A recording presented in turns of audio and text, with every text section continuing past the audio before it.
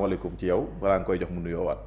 Aïcha mu ngi noonu ñu dalal suñu rak dalal ndaanaan comme ni nga ko waxee say su ne dalal nit koo xam ne moom it wax na ko waxati ko Seneweb këram la duñ ne guret c'est pas la première fois mu ñëw fii bi ma ko dalee léegi yàggul dara ci sama plateau au calme donc tey ñu amaat ci mbégte vraiment invité ko fi te waaw di leen fàttali nag dafa daal di génne single bu bees tuddee ko làmb làmb teg ci love donc xam nga jamono ji actualité bi làmb la ñu ne dedd waay mbër yi lay waaye mu daal di génn love en tout cas xale bi daal mu ngi noonu comme ni nga ko daal di waxee dañ koy daal di dalal Baye Mass di amaat mbégte ak contentement jan ak yow ci plateau bi. Ah mais tout le plaisir est pour moi. En tout cas c'est un plaisir encore une fois ma jaar fii. sànq bi may nuyoo nag dama fàtte ki ma àndal bi may ñëw c'est un grand frère sama mag sama xarit. et puis aussi bokk sama équipe. Le manager de Subatel. donc moom laa àndal mais quand même mu disponible pour tous les artistes de Subatel. Khalifa Niang ma koy nuyu bu baax a baax. mais na yegg si bu kaa yegg siwul na yegg si ñëw toog. mais na ñëw ci plateau bi. waaw manager fan la ne nañ ma war manager foo féetee kaay toog nii. macha allah donc maa ngi koy nuyu bu baax a baax. kër gi ma bokk muy Subatel aussi ma leen di nuyu à travers kilifa gi. Matar Diop. di ñaan yàlla woyofal ko yan bi. et puis sama kilifa ya fa nekk yépp su ma limee damay juum xam nga. tonton Yves ku ci mel ni Père Assane. Lamp. JP Bas su ma limee damay juum. ba ci nag ki nga xam ne moom la ma yàlla dénk muy sama parrain di sama papa di sama lépp muy am. ma koy nuyu di nuyu Wareef Def l'équipe que j'ai derrière moi.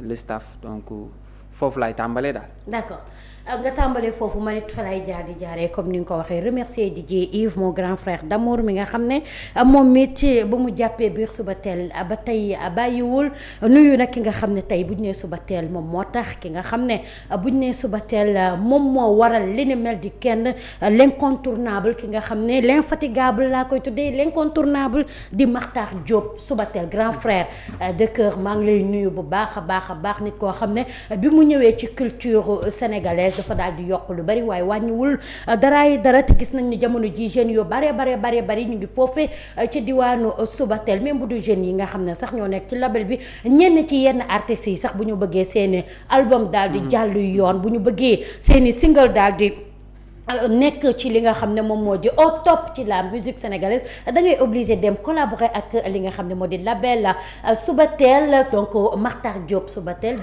juba yow loo dund doyul yàlla may la gudd fan ak wér-gu-yaram comme ni nga ko waxee di ziar ñoom Assane Lo et consort di nuyu ñoom Mame Cheikh donc Kulim Dioum waa Subatel musique ñu ngi leen di nuyu di leen ziar di leen jox seen wàccuwaay ñu daal di ñëw directement parce que tey duñ ne kan mooy Baye Mass parce que wax nga ko waxati ko duñ ne Baye Mass fan la daal di jaar dañuy daal di dem droit au but ci li nga xam ne moom moo di derrière tube yi nga xam ne daal di nga ko génnee gis nañu li nga xam ne moo di sa tube ak Sidi Diop mu daal di ñëw jur polémique clip bi déjà gars yi xawoon na indi polémique na xale yi sexy yi jongoma yi yaa ma gën a xam donc tey Dio beeg Sidi Diop fa la ñuy daal di tàmbalee daal di continuer li nga xam ne moom moo di l'émission bi daal di waddee ci Lamb Love nan la dikkee déjà. waa Sidi Bayu Mouhamed léegi moom nañ koy woowee Bayu. waaw Bayu Mouhamed gis naa mu jooy yu metti ci tuddam ba nekk une personne accessible. Juste après sama dernier featuring avant moom. ci laa basculé ci moom. mu nekk nag loo affaire bu yomb. ouverture déjà bi ma am. bi may dugg biir Subatel si featuring boobu la jaare d'accord bi ngeen di def featuring bi boobu duggagoo biir non boobu nekkuma Subatel man je pense jour sortie wu son boobu noonu si laa dugg biir Subatel. par Matar yombal ko lu bari à travers aussi énergie ak symbiose bi ñu amoon bi ñuy def le son. parce que ñaari artiste bu ñuy nekk di liggéey. à travers loolu noonu ça te permet de découvrir la personne derrière xam nga. et loolu noonu moo facilité sama accès foofu même bu fekkee sama manager di sama parrain il est un ami proche à Matar. mais aussi Matar nekk une personne quand même ouverte pour la production des artistes sénégalais loolu moom ku ne xam na ko quoi. donc featuring boobu noonu je pense c'était une confirmation pour man parce que man dama nekkoon ci benn style de musique assez soft. di basculer ci beneen musique bu un peu bu xaw a bouger un peu. Donc j'ai fait un featuring avec Wally Balago Seck, mais ouais. maintenant fallait confirmer un peu cet style musical que j'ai fait avec Sidi Diop et puis mu yombal ko sénégalais adapté ko xam nga. Et après ça loolu moo ñu indi juste toujours si moo ñu garder toujours si registre boobu. pour un peu conquérir aussi beneen public quoi. mais initiative bi ci kan la jóge ci yow wala ci Sidi yaa dem vers Sidi xool ko ne ko gis nañu liggéey bi nga xam ne moom laa def ak Wally Balago Seck dama bëgg a defee featuring wala Sidi moo gis sa son ak Wally daal di la woo. Bon naturellement nag la amee parce que souvent il y a des featuring où tu sais pas. doo mën a natt lan moo ko déclenché quoi. Motema. Parce que day nekk lu ñëw naturellement. man motema je pense base musique bi. son personnel la woon boo xam ne man dama ko bëggoon def. base musique bi. motema waaw fi son bi jógee quoi base bi. base bi xam nga wax ma loo bëgg ma defal la ko. suite boobu. mais loolu dafa xaw a drogue sa style musical. voilà man benn affaire la bu ma amoon man boo xam ne dama ko bëggoon def ñëpp la ko xamee et que kan laa si sentir kan laa koy defal mais naturellement lañ ñëwee. et que je pense suba teel la ñu toogoon si bunt bi noonu. ba si di wax ko Matar. ne ko kii sama rakk la et puis artiste la mi ngi ci yoon mi ngi góorgóorlu. xam nga donc il est venu vers moi waxtaan nañ. donc pourquoi pas ñu essayer ñu def dara. et Matar aussi accessible moom tout le temps quand tu viens vers lui et que mu mën a def benn affaire il te dit il faut trouver le moyen de def ko faites quelque chose parce que foofu la musique bi tool il faut partager. xam nga donc mu yombal ko def la production bind texte yi moom Matar woo crew aussi mu ñëw jàpp si. def la deuxième partie. ñu def son bi et loolu moo def barke bi si nekk quoi. oui mu daal di étonné ñu bari parce que gis nañu yaatay bi ni mu def yow ak Wally Balago Seck ñëpp naan mais Baye Mass la ak du Baye Mass nekk xale bi mën na lii ak déet nga ñëw defaat confirmation comme ni nga ko waxee ci motema ak ki nga xam ne moom moo di Sidi Diop mu daal di cartonné macha allah ci loolu ñu gis ne au fur et à mesure yaa ngi doon après loolu gis nañu nga daal di ci def li nga xam ne moom moo di sortie yu bari ci li nga xam ne moom moo di motema ci wàllum soirée ci wàllum programme sa initiative la woon pour accompagner son bi wala waa Subatel ñoo ko tegoon. ouais bon musique comme je dis dafa bëri ay branches et y a une musique qu'on appelle peut-être wala man que je préfère appeler une musique de scène. C'est-à-dire la production sur scène mooy musique en live quoi. Et puis moo gën a vivante parce que actuellement déjà on est dans un monde boo xam ne y a l'IA par exemple l'intelligence artificielle. Il est facile de faire un son boo xam ne nii da nga koy def ci 5 minutes voire 10 minutes. et que mu def le tour du monde. Donc lan moo ñu nar a différencier nous artistes ak ça peut-être c'est une musique de scène parce que tu verras jamais une intelligence artificielle sur scène. Le spectacle vivant. Ouais, le spectacle vivant c'est ça donc c'était un moment pour man de me perfectionner sur scène. xam nga donc après motema on s'est dit on va booker beaucoup de dates non seulement pour satisfaire sama public bi nga xam ne tout le temps il te demande yow fan ngay jouer parce que avant loolu daawuma jouer lu bari. tout à fait. et aussi pour me perfectionner en live. c'est fekk important nag bien avant loolu noonu yëpp ñu ngi doon tëju aussi di liggéey en live avec la bande Subatel. donc liggéey ko ba c'était le moment de exposer ko. looloo taxoon on a booké un peu partout. def ay soirées pas mal si yenn kii de la place. et aussi public yi fekk ñu fa ça nous a permis aussi de savoir que il va falloir jouer. parce que am na si ay nit yoo xam ne dañ lay enjoy amuñu peut-être cette possibilité de fekk la fenn il faut nga jox leen cette possibilité de bu ñu bëggee fekk la fenn ñu ñëw fekk la. c'est important donc loolu moo def soirée yi quoi. d'accord ñu ñëw au fur et à mesure il y a suma juumul 1 mois nga daal di génne li nga xam ne moo di Lamb Love.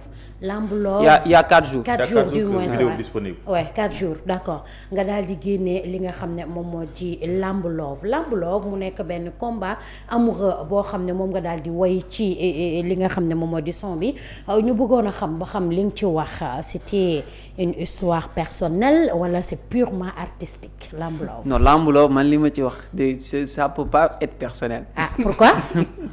mais parce que mënu ko nekk something like that. parce que bon Lamb Love c'est des quand tu entends les paroles.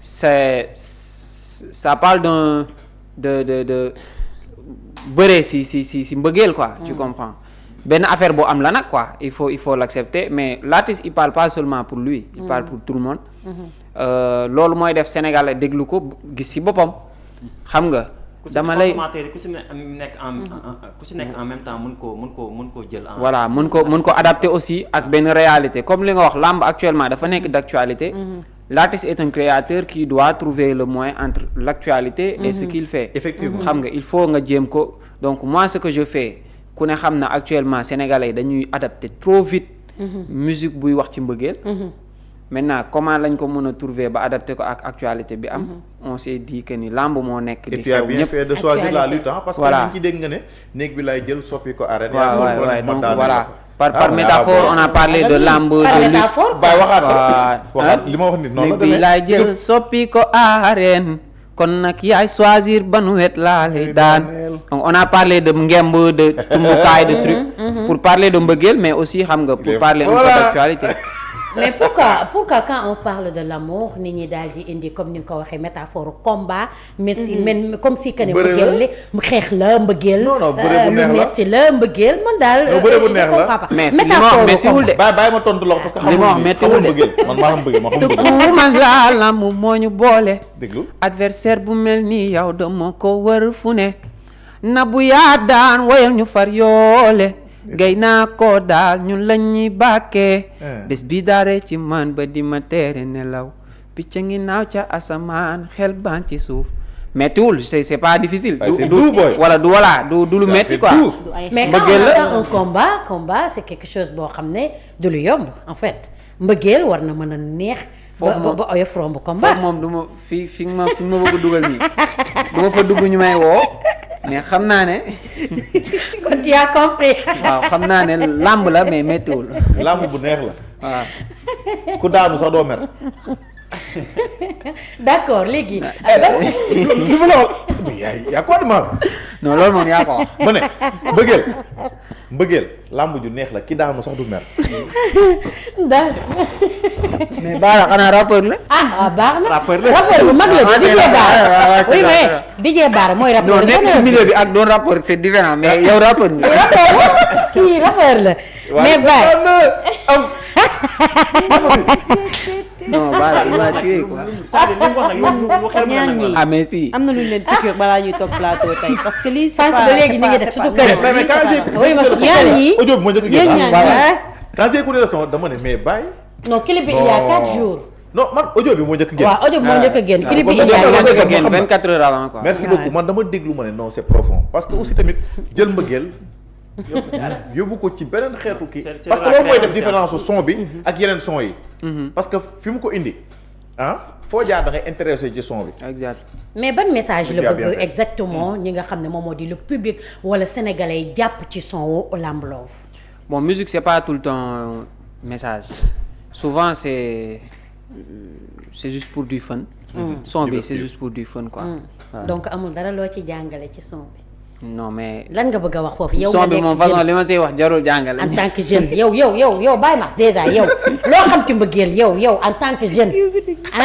Baye Mass bind ñu Lamb Love Baye Mass da ci wax yoo xam ne moom xam na ne en âme et conscience liberté non mais moi je suis amoureux man góor laa et puis voilà yàlla baax na xale xam nga amatul xale laa quoi et puis je suis pas vilain quoi ñaaw ma quoi xam nga ak yeneen Yàlla baax donc je suis amoureux ah oui ouais tu as le droit sax waaw je suis amoureux Yàlla like mais son bi li si nekk c'est pas pour un message c'est Ouais. juste du fun c'est Ouais. c'est pour du fun jar soxlaawul sax jàngale waaw gis nañ ko remarqué nañu tamit def nga clip bu Mbëggeel macha sax kenn da allah koo jàngale clip bi wul. aussi ñëpp daal dinañu apprécier ndax nekk na clip boo xam ne c'est symbolique initiative bu clip bi ci kan la jóge ci yow wala production bi bon la production de Subatel Subatel une ok production de Subatel avec Pac DJ ok et am aussi am si des idées Matar nag moom buy liggéey il travaille il partage ok parce que même bi ñu waree def la vidéo bi ñu defee son bi ba pare man il m'a appelé ma ñëw mu ne ma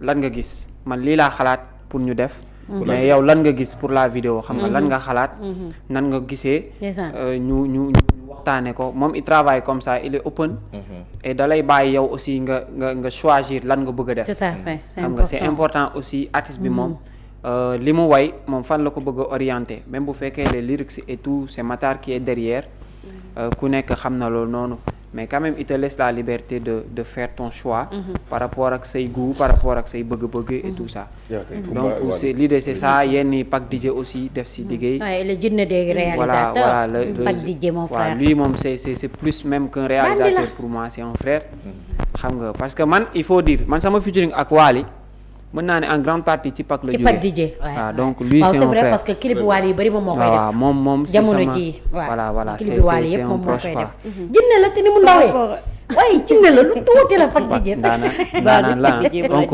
affaire yi moom noonu la ñëwee donc yenn yi si xelu Matar ñu partagé ak partagé ak Anne et tout et puis mu aboutir fenn am na nag ñaari personnes que je remercie de passage biir Subatel par rapport ak vidéo bi parce que dañ ci sonn kenn ki Khalifa la tudd Khalifa Subatel on le connaît kenn ki le frère de Makhtar Diop Subatel waaw kenn ki Babs la tudd Babacar ñoom ñaar dañ ci sonn bu baax a baax ci déplacement ci yu bëri côté logistique donc il faut en profiter pour remercier leen mais il y avait pas de difficulté moment bi ngeen di tourner clip bi et consort non méttiwul parce que man nag j'ai eu la chance man dama am une équipe bu tudd Waref Def muy sama équipe ay amis d'enfance lañ et puis sama staff donc lépp loo xam ne daf boo xoolee sax clip bi ñoom ñoo nekk figurant yi xam nga ñoom ñoo nekk figurant yi en même temps ñoo liggéey bi ci nekk donc man si je dois faire quelque chose soirée lu mu mënti nekk ñoom ils sont là liggéey bi si nekk yëpp ñoom ñoo koy def quoi. d'accord Lamb Love dafa nekk loo xam ne da ngeen di waaj a annoncer sa album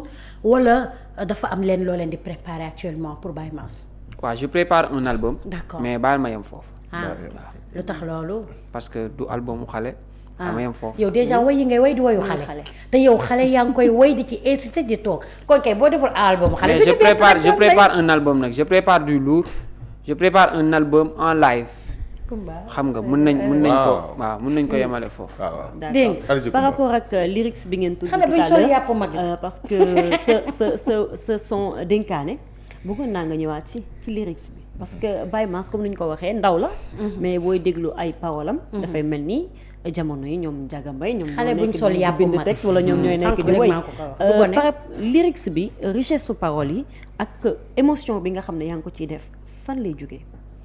bon dénkaane nag mun naa ne c'est une partie de moi parce que ça parle de sëy koo xam ne dafa war a sëy et boo dégloo ci biir son bi je parle de néegu sëy du lu neex xam nga je parle de ngërëm bi papam wala yaayam ak séparation bi mu war a am avec sa famille je parle de ce genre de choses mais c'est un peu lié à moi par rapport à une histoire un peu personnelle like bon xam nga artiste buy way bu dundee benn affaire et que mu war a bind loolu day xool par exemple lan mooy message bi liewu ci loolu ba tax mu bëgg a way truc par exemple moi man su ma xeexee par exemple ak Wally et que ma bëgg way loolu du ma way xeex quoi xam nga mais tout ce qui se passe pour xeex mën a am da nga ciy jël benn affaire nga way loolu noonu man dénkaane je pense c'est découlé de weer bi sam papa amee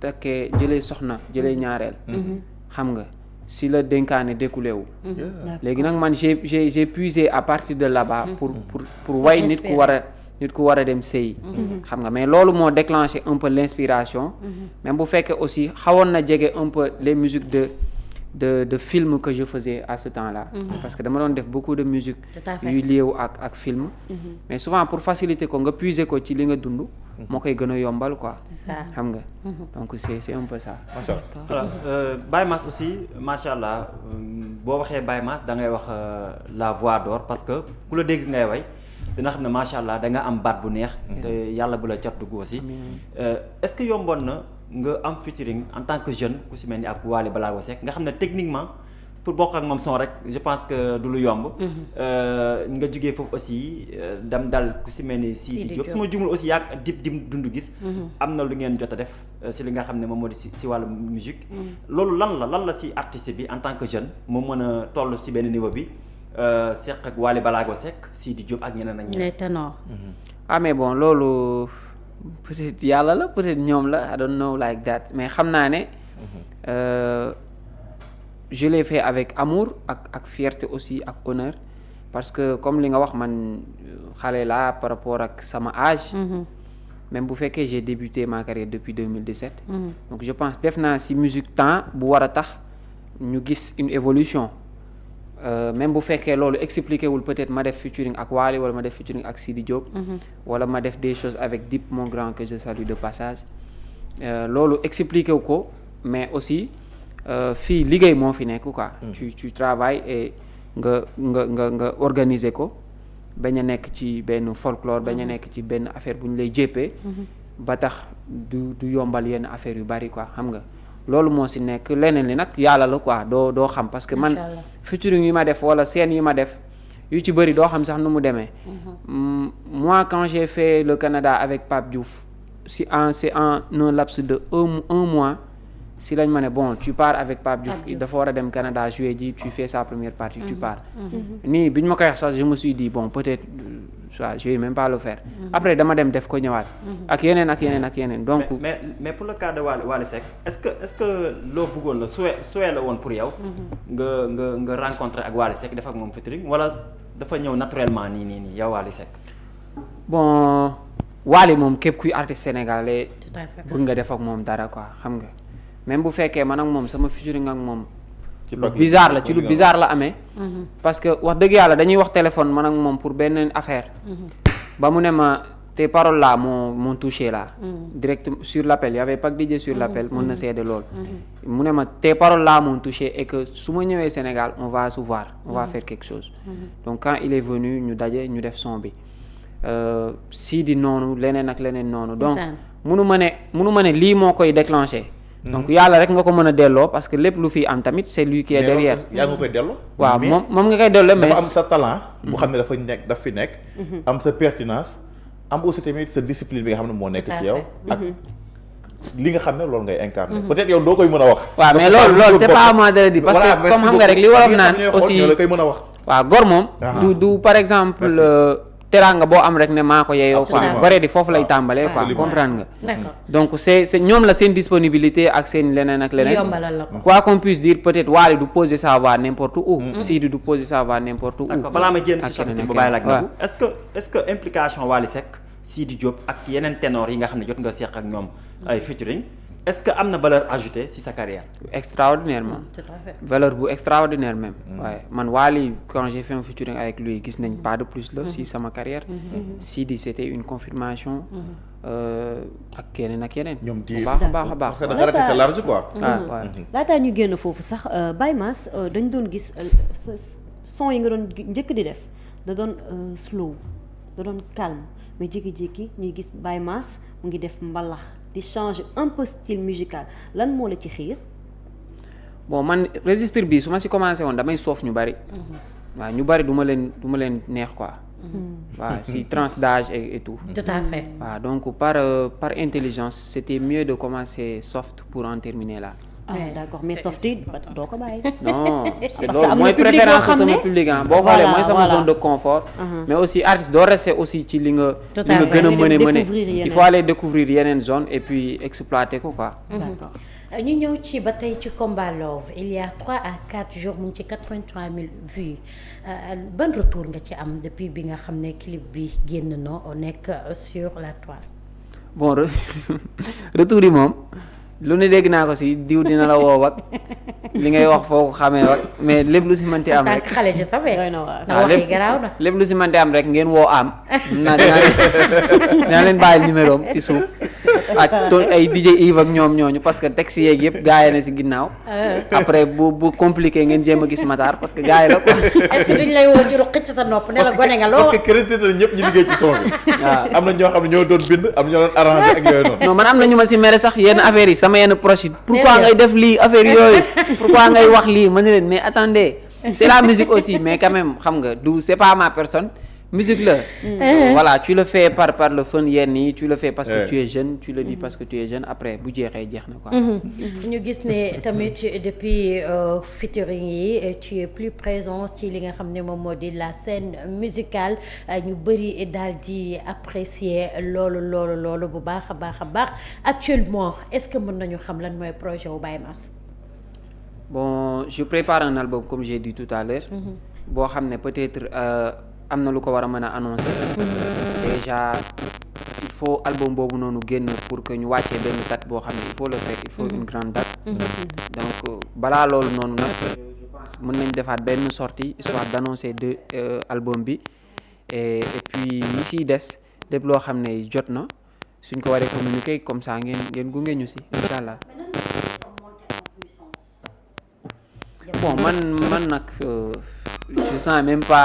je sens même pas une différence. par rapport à ça wax nag Baye Mass bu njëkk ba ak léegi bokkul léegi nag ci star nga woon mais léegi nga gën a doon star.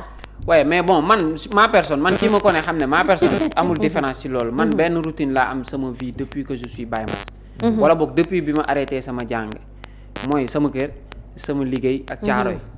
xam nga fi ma dëkk fi may liggéey ak Caaroy-sur-Mer fi nga xam ne mooy sama base quoi. chaque jour su ma ko mënee je pars voir ma famille je pars voir mes amis.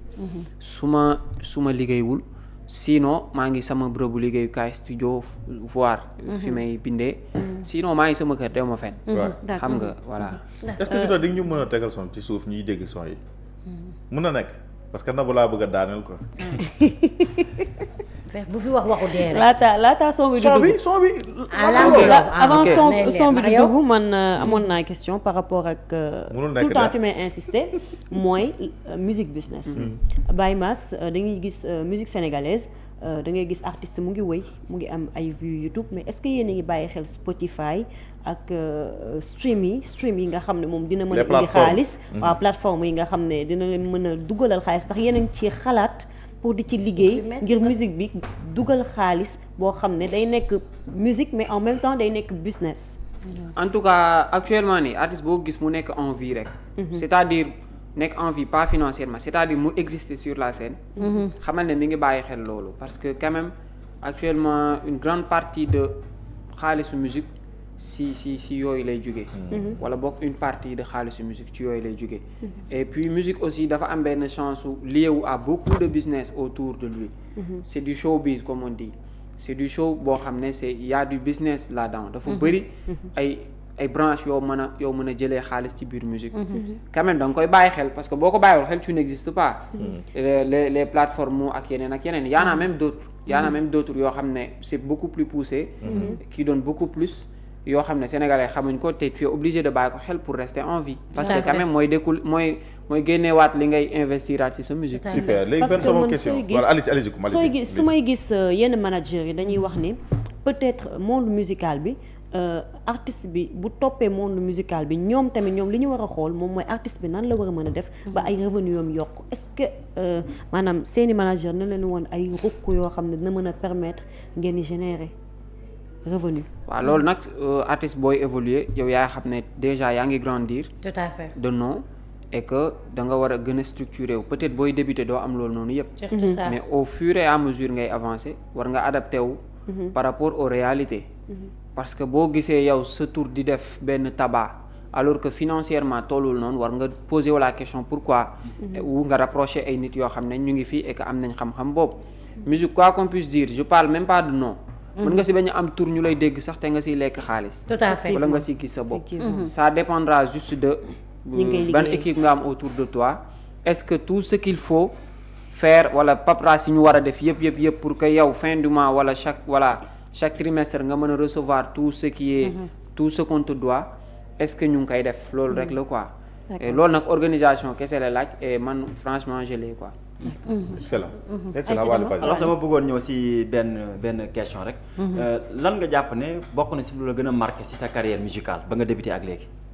ça dépend de marqué lan lay nekk. positivement comme négativement. lu positif comme lu négatif loo xam ne marqué na la. ci sa carrière nga jàpp ne daal wax dëgg yàlla lu la neex la te mu nekk ndam loo xam ne am nga ko ci sa carrière musicale ba nga débuté 2017 ba 2026. bëri na nag. bëri na mais bon man sama musique. bokk na si lu ma si gën a neex avant ma si dugg situation bi sama yaay nekkoon. ak samay rakk ak nii loolu bokk na si quoi. xam nga su ma bëggee bàyyi musique sax parce que il m'arrive ma ne mais ça c'est pas ma voix. situation dafa métti woon c'était très difficile. trop même si conditions yi difficiles. ay trop même. lu tax nga ne c'est pas ta voix.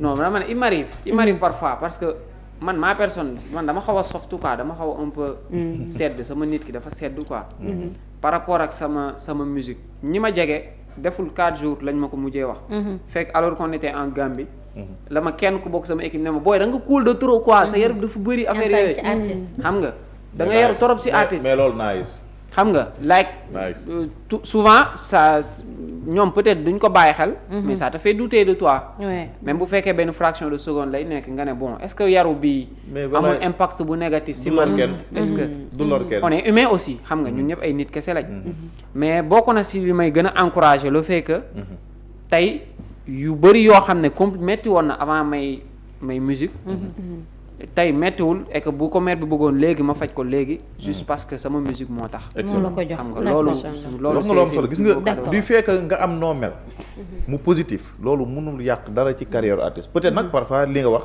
ça peut te faire douter de toi parce que loolu day dikkal nit yenn saa ñu la saa da ngaa baax ba mu ëpp nga ne est-ce que du ma bon sax waaye boo bën a yàqu nit bu yaroo ñu ne da ngaa yaru nga ne bàyyi ma xaw a cëwër da ngay déraper te gis nga loolu mooy lor artiste yu bëree bëri fii Sénégal dañ la naan xoolal amul tuuti kii quoi saay-saay léegi amul tuuti saay-saay boobu noonu ngay jéem a wëri saay-saay ba mujj nekk saay-saay nag après da lay impacter négativement sa carrière gis nga li bëy doon dundee ba sax sikkim bu ko watee da koy perte li mu mel nii man j'aime bien man du n'importe quel artiste sax laay apprécier mën naa apprécier musique bi nag sa musique mais la personne très rarement parce que du may bëgg a dugg au profond mais connaissant l'artiste qu'il est mais connaissant la personne qu'il est da ngay xam ne vraiment ku Sénégal war a mën a jàppale la ci kaw loolu noonu donc question bi ma lay laaj mooy par rapport ak yow sa carrière 2017 ba léegi tu as eu à faire carrière solo sans te nekkoo ci label nga dugg ci label yi génn ci label mu nekk impossible pour bi nga xam ne nekkoon nga fa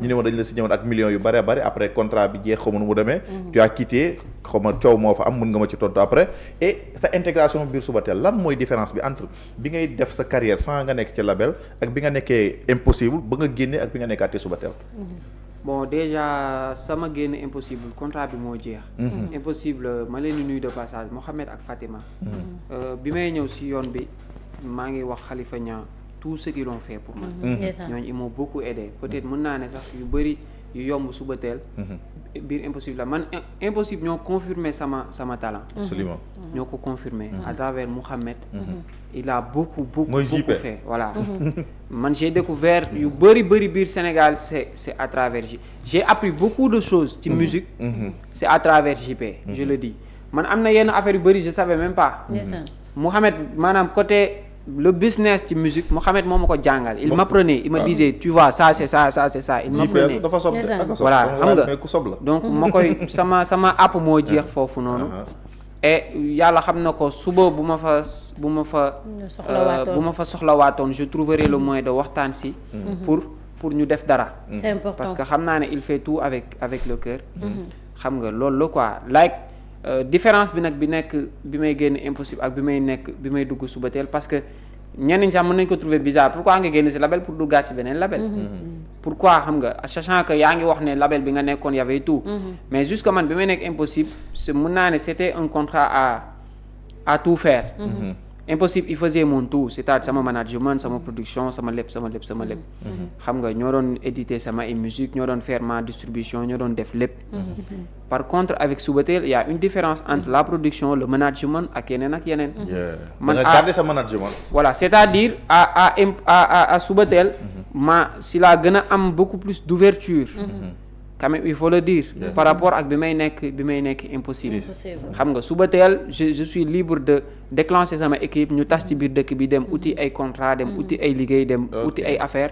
indi label bi yombal ko sax xam nga yombal ko trouver équilibre entre les deux ba yenn sax label bi il te laisse le faire et il t'aide jox la ressources humaines bi jox la logistique bi nga def ko sans pour autant gagner rien en retour plusieurs fois dal na ma biir Subatel donc c'est ça super na bu Aïcha dañuy daal di ñëw ci ku xam showbiz xam ne li nga xam ne moom moo di rivalité bi daf fay daal di bari tey ban stratégie ngeen fas yéene jël yow ak sa équipe pour te démarquer ci li nga xam ne moo di la scène musicale bon Subatel man dundaguma fa rivalité et je pense pas que amu fa non pas Subatel mais sur la scène musicale ok ci artistes yi sa moroom artistes yi et consorts bon une rivalité saine c'est bien loolu c'est bien pour faire avancer notre musique c'est bien mooy tey Fallou Faramareen dafa génnee benn son dafa nice. suba Papa Ndiaye génne na benn son dafa rafet. ginnaaw suba ma ne bon xaaral ma génne benn son bu nice. loolu c'est bien. parce que ça fait avancer notre musique. dina yokk lu bëree bëri si ñun. xam nga donc loolu c'est bien par contre une rivalité malsaine. bon que Dieu m'en préserve. mosoo ci dugg période bi ñu lay rivaliser ak Vizi mooy bi ngeen jàppandoo seen date yeeg yooyu noonu ndax yéen ñaar jot ngeen waxtaan par rapport à ça. bon le public Vizi on se parle amante nañ ay contacts. dañuy fiyoonte ay statut. et avant sax musique avant Vizi di nekk Vizi avant Mass di nekk Mass. on a eu à se rencontrer. je pense une fois à travers sama benn xarit bu tudd Fata. xam nga par contre musique dafa nekk monde bu large quoi waaw bu cruel. et puis boo si nekkee da ngay vulnérable si genre affaire yu mel nii. c'est-à-dire benn affaire dafay ñëw rek public bi dugal la si benn monde. si benn affaire. on est tous humains pour ta sécurité ou pour bañ tamit ku la xeeb wala ku la yàpp. pour te sécuriser da ngay créer benn barrière. da ngay reculer un peu. xam nga loolu moo ko def mais man Vizi mën naa ne. frère naka mu si loo nekk naka ñu tooñante et puis waxtaan et puis voilà après. très bien donc y a rien entre nous quoi. c'est le public te mënoo leen koo bañal. très bien ban collaboration moo la gën a marqué ci sa carrière bi nga démarré ba léegi nii. bon je pense c'est bi ma defee cover Dip et que mu invité ma pour que ma def scène ak moom. ok waaw c'est collaboration boobu ce qu'on a fait ba def jouer en live et tout boobu y avait rien. y avait benn cover rek laa defoon muy son cover son son. le fait que mu mën a découvrir que y avait quelque chose en moi ba tax mu ak envergure bu mu amoon tolluwaay bi mu am. tout à fait mu accepté voilà def ak moom yéegal ma ci seenam def ak man ça. mun naa ne moo nekkoon sama première réussite musicale. donc loolu moo ma gën a marqué quoi. d'accord entre talent ak li nga xam ne mooy buzz lan mooy defar exactement un artiste jamono ji parce que ñenn ñi dañuy génnee album pour buzz ñenn ñi dañuy génnee album pour def carrière ñenn ñi même dañuy génnee son pour TikTok actuellement lan mooy former artiste entre talent ak buzz. une très bonne équipe artiste moom c'est une très bonne équipe. ok parce que situation dëkk bi nii artiste bu amul équipe bu baax. tu vas descendre. bu la yàlla dimbaliwul bu baax a baax a baax. artiste c'est une très bonne équipe. quand je parle quand je parle d'équipe. je parle de penseurs. ay nit yoo xam ne ils savent ce qu'ils font làmbantuwuñ 1 + 1 = 2. musique nag am na loo xam ne yàlla moo ko yor. xam nga mooy ça va marcher ou pas. les gens vont aimer ou pas. yooyu c'est pas des questions à se poser parce que yàlla moo ko yor. parfois loolu du la def stress li may génne est-ce que sama public dinañ ko bëgg est-ce que dinañ ko adopté. non man nekkuma foofu mais yàlla lu ko neex lay def mais man je sais une chose laal dama koy wax sama équipe dama leen di teg boo def je leur dis. logique bii ñu nekk nii je sais ce que je dis. ku ñëw dina ma fi fekk ku dem dina ma fi bàyyi te bu ñu ko wàccu li mu bëgg ci musique bi dinaa ko am dinaa ko téye parce que je sais ce que je dis. bu fekkoon gaw ma ko dama koy bàyyi ma dem def leneen nekkuma donc mën nañ ko à peu près ne d'ici 2 ans Baye Mass dina bokk ci ñi téye la musique sénégalaise. pas duma ci bokk de. duma ci bokk de. dama koy téye. je vais récupérer dama koy téye. mais est-ce que aussi si wàllum légende yi ku si mel ni par exemple. Youssou Ndour Baaba Maal Omar Pène bi nga xam ne aussi ñëwoon na fii nga toog noonu toogoon na fi est-ce que dans ta pensée yaa ngi xalaat aussi benn jour nga àgg ak ñoom parce que gis nañ ko si mel ni Jaamaan. def lu nice o ki nga xam ne moom moo nekk Souleymane Faye mu nekk lu nice quoi parce que yéen ñaar da ngeen xawandroo style mooy bu ñuy way dañoo am seen voix boo xam ne dañ koy dégager et que aussi société dañ koy reprendre est-ce que dans ta mentalité yaa ngi foofu quoi si ténor yi boobu baax a baax et puis étape par étape je pense am na benn génération bu ma franchir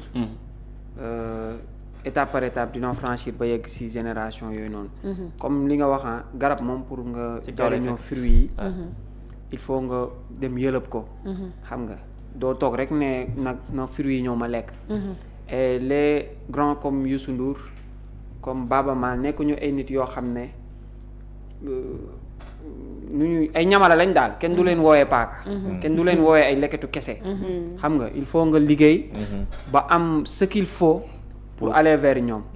xam nga pour Youssou Ndour quand je pense pour nga dégg sa voix posée sur musique gu artiste sénégalais yombul.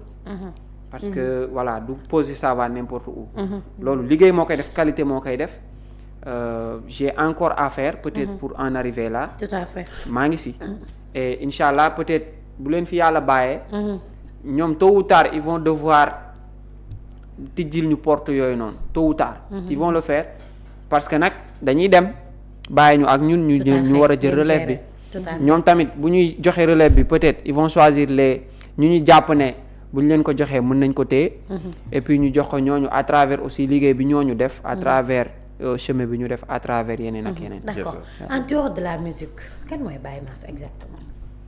bon parce que musique bi ki ñuy gis booy bu cool la ñuy gis booy bu mën a woy la ñuy gis ndaanaan la ñuy gis xale bu mën a dugg ci waxu mag la ñuy gis.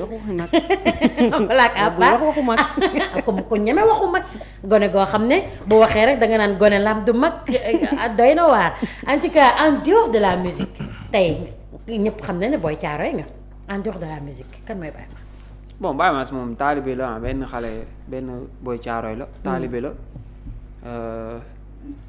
taalibe la quoi nitu Thiaroye sur Mer la fa laa defee sama enfance fa laa defee sama lépp sama ay nekk nag une personne de principe quand même waaw ku bëri ay principe nit mën naa ne sax nit bu ma miinee mën naa ne dama compliqué parce que waaw ay principe kese la parce que dama bëri yu may bañ di ko bañ la sama bopp d'accord et puis à part ça la musique que je fais là c'est non seulement par passion mais am benn affaire bu personnel bu may animer pour ma def ko quoi Thiaroye sur Mer bi ma jógee dafa nekk benn zone boo xam ne bi may nekk xale croyance su fii ku fi nekk doo génn dafa bëri woon samay morom je leur disais Thiaroye fii dama siy génn damay musique dama siy génn léegi esprit boy banlieue quoi waaw je leur disais dama koy def léegi je vais le faire maintenant am na sama benn xarit moomoo câblage ma koy nuyu mi ngi xam naa dina ma dégg dañ doon toog dama koy wax dama naan yow da ngay ay reetaan ma ne ko bu dee dafa am rab bu fii téye nit dinaa ko rey dinaa dajeek moom dinaa ko rey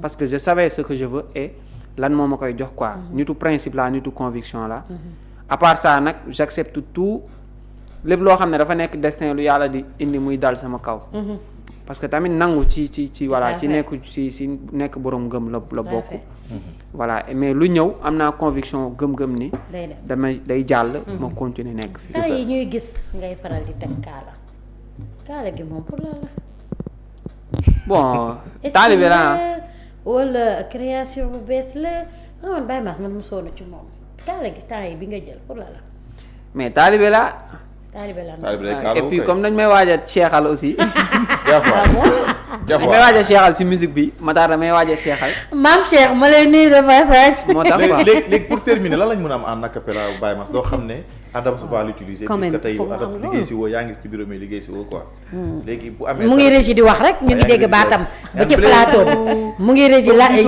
yaa ngi wër mu ngi régi la nga waxtaanam mooy xëy fii kooku day xëy 11h di nuyoo ba 19h da nga am yitte ba mu yegsee ba léegi mu ngi régi di waxtaan xam nga waaj a demoon stade prip muy nuyoo ba match bi jeex mooy Adam jotul football quoi déedéet non jotul seetaan dafa seetaani woon waaw yéeg tribune di nuyoo mais Adam su kon du liggéey est-ce que si c'est bon ñu dem en acapella ak lu ko neex lu mu ko yëgee ñu daal di déglu kii nga xam ne ni moo di Baye Mass mu nekk artiste bu macha allah bu mën koy def di def liggéey bu am solo mais de passage ñi ngi remercier suñu partenaires yi nga xam ne ñoo ñuy gunge ci émission bi mu di Maison Diouf Fragrance bi nga xam ne yéen a gis parfum yi ni déjà balaa ma koy woyloo sax ma daal di koy jox li nga xam ne loolu la ko Maison Diouf daal di jagleel neex na de ñoom waaw cadeau bu neex la bii mooy Allure Sport Baye mii nag nirul ko sport de mais bi Allure Sport nirul ko sport de léegi lan nga yebee Baye Mass ba xool ko de ndiru woo koy sport Baye dafa sedd bu dee am na beneen daal bu sori sport moo ma gën a déjà gis nga lemal boo ko ñamee dootoo ko bàyyi nga remercier ma leen bu baax a baax Maison Diouf Fragrance waaw Maison Made in Sénégal Maison Diouf Fragrance merci beaucoup déjà pour le cadeau man dinaa kii bu jaree ma dem defi sport ma defi scanner foofu rek après waa scanner aussi te boo scanner di nga gis yeneen produits yi nga xam ne ñu ngi koy def voilà wax gaay ñu scanner déjà am na bii nga xam ne moo di wanted la bii mooy di Baccarat vanille unisexe la gis nga moo tax mu mel nii en bleu maanaam pour góor ak waaw, jigéen waaw. unisexe bii Intéressant. mooy pour les femmes ñoom Kumba ñoom Macha Nabou Allah. ñoom Adam ak ñeneen ak ñeneen ñoo xam ne mu di maa wéy bu weex bi la déjà maison du Fraga ay sénégalais la léegi ñu nekk les fii ci réew femmes mi rek doyul foog di nga ko fi lim defee waaw donc consommer local bi foog ñu ciy gën a jàpp Macha yéen Allah. artistes yéen war ngeen ci gën a mën a jàpp baax a baax rawatina boo scanné foofu di nga am accès ci li nga xam moo di seen ay information seen page yeeg pour am ah yeneen tamit kenn du Diouf voilà El Hadj Malick donc si c'est bon Omzito ñu bàyyi Baye Mass mu daal di ñuy acapella bu ñu acapella ba pare daal di ñëw mën na ko defal medley parce que man dama yàgg bëgg medley yu Baye Mass xam ne li ma koy bu baax a baax am na cover boo defoon boo boole woon ñetti affaire ah ok. waaw mais tey defal la neex ah ah lu ma neex. tey lu la dafa neex neex loo sant na neex rek te ñun tey day neex lu incha allah. gën di màgg sama mbëggeel gën di pànk te loo ma gën a soore may dund ci naxaar ak coono man mbëggeel daf ma yéem na xaw ma lu mu doon man xam naat ni soo ma soree damay jooy soob ma jege ma kontaan su ma yàlla bëggee na ma bàyyeek yow fu ma nar a guddee fanaan faak yow wër naa àdduna juróom-ñaar wër dem fu nekk gisuma keneen ku mel ni yow yow yaay sama amul bàyyi yow yaay ci ku madul ma sa taayi lu baax li nga ma ji misaal bi mooy dama la lebal ker nga fay ma guddi am ñu foog ni danga ba lépp sotti xamu ñu ne yow de yaa waral lii nang ma baal saa boo xëyee gisatoo ma dafa fekk yàlla daa bëri doole waaye gor moomam boppam ca ba mu waxagul su waxee wax jaako moom ndeysaan mën a dem penc yóbbu fa dëgg gën wax dëgg jot na dama laa bëgg loole. merci beaucoup. waaw waaw waa gën a waaw ngeen ni kii xale yëgal na ko dëgër ngeen ni kii xale la ilaha illallah yow ay parole sigilal sa micro dafa liggéey tóojal sa micro amul problème tóojal rek waaw yi Baye Mass fu muy jóge xale bu sol mu yàpp mag la macha xale allah suba ba léegi avant ngay yegg si baara may ñu jàmm ak ndaw la gu dem donc may ko xëy na day waaj a dem fa laay dem donc comme day waaj a mbëggeel dem la ñu bëgg non na ko may ndaw la gu dem mu tëjee ko ñu daal di tàggatoo ayca moom day waaj a dem woyal ko waaw ndaw la gu dem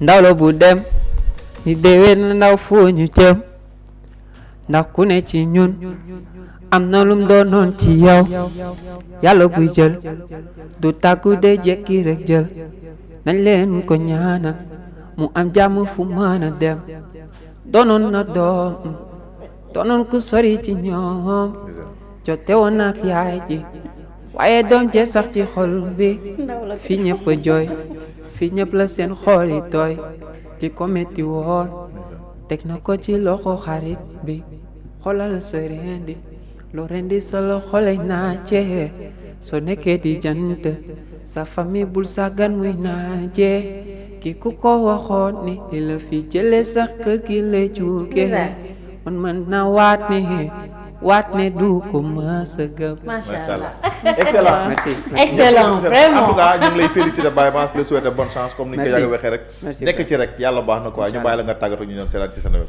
ah maa ngi leen di remercier bu baax a baax ci invitation bi émission bi c'était fun voilà di nga mën a waxtaan ak ñu bare et am na solo bu baax may remercier te di ñaanal am auto ndeysaan sama parrain sama manager sama kilifa quoi di ko mastawu coono yi di ko mastaw yen bi parce que li mu yenu diis na torop maa ngi koy mastaw di ñaan yàlla bu fekkee am nañ benn toxu mbëggeel ci yonent bi wala toxu mbëggeel ci Cheikhu Tidiane macha allah yal na ko ci yàlla wallu te voilà loolu maa ngi ko koy ñaanal bu baax a baax di ñaanal samay waajur yàlla bàyyi leen fi defal leen wér et di remercier Wareef Def l'équipe que j'ai derrière moi di wax ne le 30 mai le 30 mai Thiaroye-sur-Mer je vais vous appeler yéen ñëpp ngeen fekk ma ci centre bi. waaw parce que on va encore déclencher les choses. waaw pourquoi c'est pas centre bu bees bi. waaw waaw. parce que dañu defaral centre. Ouais. actuellement Bu bees, ñoo yor ouais. centre bi dax ci de passage maa ngi nuyu LG ah. LG.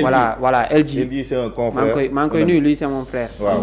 Et voilà donc 30 mai. on va faire Thiaroye-sur-Mer. Inch'Allah rabbi retour de Thiaroye-sur-Mer donc Nabou yow ba jeudi inch'Allah. mu ngi noonu amoon vraiment mbégte contentement ak dalaloon ko muy xale bu yaru nit ku baax nit bu disponible aussi comme niñ koy waxee rek nit la boo xam ne à chaque fois dañuy am mbégte contentement di liggéey ak ñoom waaye tamit di remercier l'équipe bi nekk ci ginnaawam waa Subatel groupe musique ñoom tamit kenn du ñoom njëkkee ko ci Makhtar Diop Subatel ci liggéey bu rafet bi nga xam ne actuellement ñu ngi koy def sur la musique sénégalaise waaye remercier Mame Cheikh bu Subatel mu ngi suivre l'émission bi DJ Yves Assane Lo donc waaw macha allah donc mu ngi noonu am mbégte contentement nuyu naa leen ñëpp jël ko nuyoo bi jëbb ko Makhtar Diop Subatel mu teg ko ci ku nekk na am nañu mbégte vraiment contentement di collaborer ak yéen mais ci noonu nag laa leen di joxe dig daje à jeudi incha allah comme niñ ko tàmmee di defee saa su ne rek tous les jeudis ñu indi leen daanaan indi leen ki ngeen bëgg waaye indi tamit indil leen ki leen di bégal ngeen di ko saafante di ko saafantoo di ko béggee saa su ne ci li nga xam ne moom moo di biir plateau Relax Time. jaajëf waay. c'est moi Diop de merci. ah. Kumba ba suba inchallah. suba baara jaajëfal la jaajëfal Waly Nabou borom jeudi di jaajëfal aussi suñu invité Baye Mass di la wax du courage macha allah li ngay woy neex na personnellement man j'apprécie tes chansons dama koy déglu bu baax a baax di sant di gërëm ñi nga xam ne tam ñooñu doon suivre ci boobaak léegi ñi la doon suivre boobaak léegi ñu ngi leen di jaajëfal lu bari bari Waly borom costume yu rafet yi macha allah. jërëjëf Baara maa ngi inshallah waaw ba suba inshallah di amoon mbégte lool Baye Mass parce que ndaanaan la aussi ñun ñëpp bu ñu tëjoo dañ lay déglu donc di la ñaanal waaw di ko dund aussi di la déglu di ko dund waaw ah merci parce que gis nga sànq bi muy kii maa ngi naan waaw à la fin parce que boobu maa ngi am lu ma doon ressentir man si sama biir ruu waxuma sama biir xol sax mais sama biir ruu donc ce qui veut dire que kon li ngay def am na solo di la ñaanal yàlla aussi bonne carrière mais aussi di gërëm internautes yeeg téléspectateurs yi di féliciter Nabou aussi comme tous les jeudis en tout cas merci beaucoup jaajëf merci beaucoup Nabou Ngom merci à Baye Mass merci aussi à Koumba Badiaga di jaajëfee partenaires yi nga xam ne ñu ngi au Casamance ñu ngi leen di nuyu mais aussi maison du fragrance bi nga xam ne ñu ngi ànd ak moom tout le temps depuis bi ñuy tàmbali émission bi Baye Mass en tout cas ñu ngi lay ñaanal yàlla dénk nañ la yàlla sa amala bu baax a baax a baax te musique bi yàlla sottil ci say mbir bu baax a baax ba nga mën a defar sa bopp defar sa mbiru famille te loolu rek déjà yàlla da koy nangu parce que ku bëgg famille am rek yàlla bëgg na la ku yaru la ku baax la ku disponible te aussi te talent kese la man ba ma koy découvrir j'étais à la radio on m'a envoyé des trucs yi ne ma déglu depuis lors il n'a jamais déçu te yàlla bu woon recevoir kenn donc merci kenn ëpp la fit barke Sëriñ Tuuba ayca Adams mi ngi doon jéem a dugg di rattraper le temps jërëjëf Adam merci à Omzito pour la réalisation ba suba incha allah